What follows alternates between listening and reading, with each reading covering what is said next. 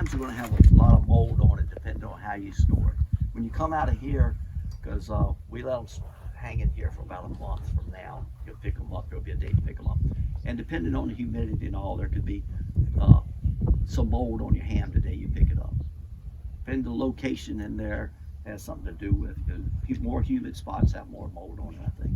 Okay, and how you store it at home will affect it. But the mold does not hurt the ham at all. And that's part of the soaking process or whatever. You just wash that mold off.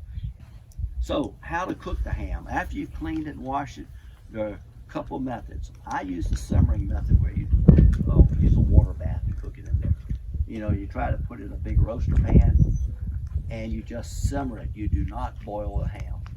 Boiling will make the ham stringy. It can make it tougher too. So don't overcook your pork. So with this ham, you don't want to take it any higher than 155 degrees. One of the things about carving a ham and the taste of the ham is in the thickness versus the thinness of the slice. Now, the old timers always said, when you carve a ham, that you slice a ham where you can read a newspaper through it, then it's the right thickness. And that's because the thinner the slice, the less salty the taste.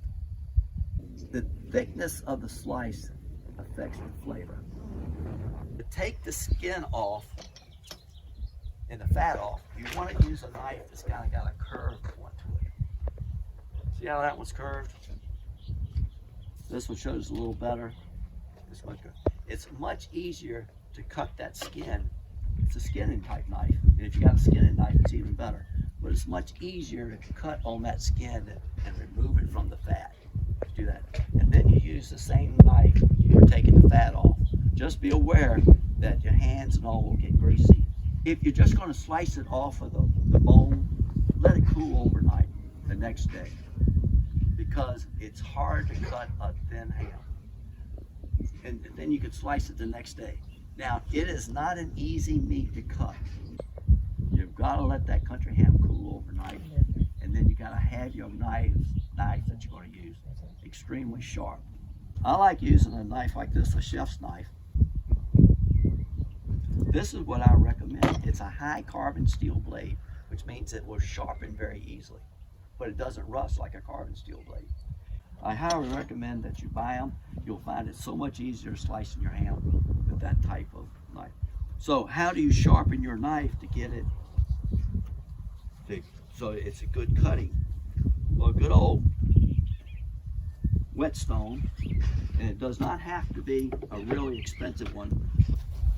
You'll usually find a very fine side and then a more coarse side, and I just use the coarse side.